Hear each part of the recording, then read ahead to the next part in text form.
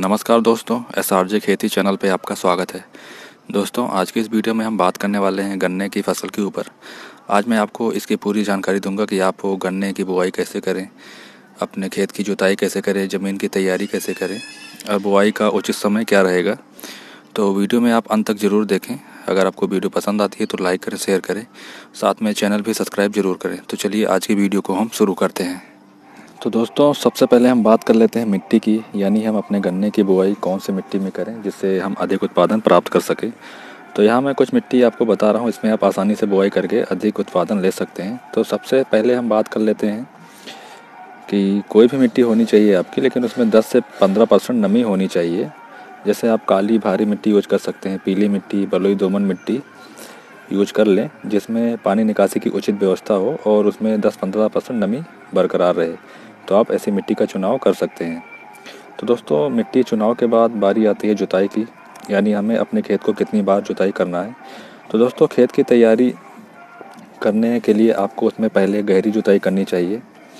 आप उसमें पहले गहरी जुताई अगर कर देंगे, क्योंकि दोस्तों जो हमारा गन्ने का फसल होता है वो वार्षिक फसल होता है, यानी 1-2 वर्ष तक हम उसमें उत्पादन लेते हैं, तो हमें उसमें गहरी जुताई करनी चाहिए।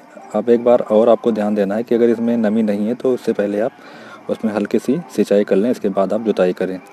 सबसे पहले आप गहरी जुताई करें, उसके बाद आपको 2-3 बार कल्टीवेटर से जुताई करना है, उसके बाद रोटावेटर चला कर जुताई कर दें, उसके बाद पाटा लगा दें, तो आपकी मिट्टी अच्छे से तैयार हो जाएगी। आपको बस अपनी मिट्टी को भुरभुरी कर लेना है ताकि उसमें जो हमारा बीज लगेगा, यानी जो गन्ना हम लगाएंगे, वो अच्छे से जमा उसका हो सके। तो ये बात हो गई दोस्तों जुताई की। इसके बाद हम बात कर लेते हैं कि बुआई का सही समय क्या होना चाहिए। तो दोस्तों, गन्ने की बुआई हम 2 बार करते हैं साल में, एक करते हैं अक्टूबर में और दूसरा करते हैं फरवरी मार्च में, यानी बसंत काल में। तो अक्टूबर में भी आप बुआई कर सकते हैं और फरवरी से मार्च में भी बुआई कर सकते हैं। तो यहाँ पे मैं बात करने वाला हूँ फरवरी से मार्च वाली बुआई की। तो आप 15 फरवरी से 15 मार्च के बीच में बुआई कर सकते हैं। अगर टेम्परेचर की बात की जाए तो 30 से 35 डिग्री टेम्परेचर होना चाहिए इसकी बुआई के लिए।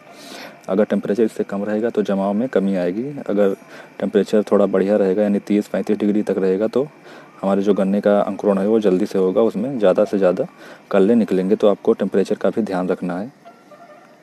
इसके बाद दोस्तों हम बात कर लेते हैं कि हमें अपने गन्ने की जो पंक्तियाँ होती हैं, यानी जो लाइनें होती हैं, उसकी दूरी कितनी रखनी चाहिए।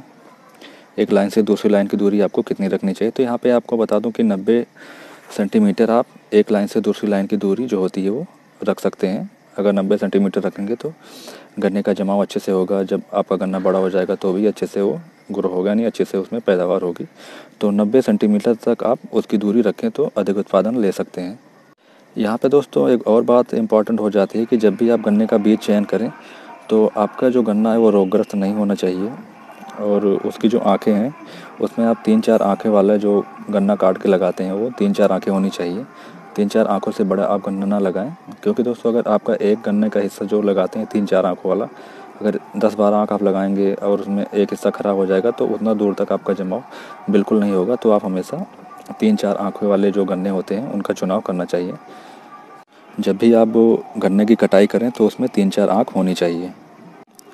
अब हम बात कर लेते हैं कि प्रति हेक्टेयर के हिसाब से 1 हेक्टेयर में लगभग कितना बीज लग जाता है, यानी कितना गन्ना हमें बोने के लिए चाहिए। तो लगभग 60 से 70 कुंटल प्रति हेक्टेयर के हिसाब से लगता है। अब गन्ने की जो ये मात्रा है वो कम ज़्यादा हो सकती है, आपके बीज के ऊपर निर्भर है कि अगर आपका गन्ना मोटा है, ज़्यादा मोटा है तो उसमें ज़्यादा लगेगा, ज़्यादा पतला है तो कम लगेगा। लेकिन आप ज़्यादा ना तो मोटे बीज का चुनाव करें ना ज़्यादा पतले बीज का चुनाव करें। सामान्यतः नॉर्मल जो गन्ने होते हैं आप वैसे ही बीज का चुनाव करें तो अच्छा रहेगा। आपके जो बीज की मात्रा होती है वो भी ज़्यादा नहीं लगेगी और आपका जमाव भी अच्छे से होगा। तो आपको इस बात का भी ध्यान देना चाहिए। अगर आप बाहर से बीज ले रहे हैं तो आप हमेशा स्वीकृत पौधशालाएँ जो होती हैं वहाँ से ही आप उन्नतशील किस्मों का चुनाव करें। आप पता कर लें कि जो उन्नतशील किस्में होती हैं, जो अगैती किस्में होती हैं, उनको ही आप लगाएं तो उनका जो रेट होता है, यानी जो मूल्य होता है वो भी ज़्यादा रहता है और पैदावार भी काफ़ी अच्छी होती है। तो आप इस बात का भी ध्यान रखें। आपको जब गन्ना आप लेने जाएं तो आप उसमें देख लें कि कोई रोग तो नहीं लगा हुआ है, कोई कीट तो नहीं लगा हुआ है, गन्ना आपका सही है, हेल्दी है या नहीं है, आप इसका भी ध्यान रखें।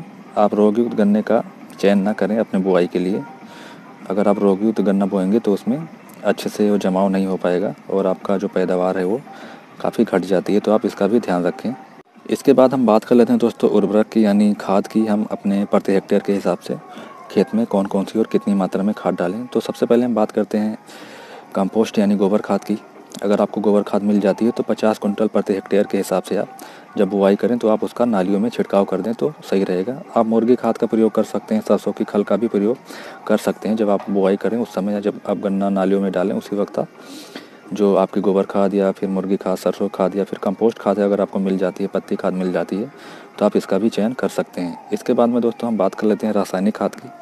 तो बुआई करने से पूर्व आपको 25 से 30 केजी यूरिया प्रति हेक्टेयर के हिसाब से मैं आंकड़े दे रहा हूँ यहाँ पे।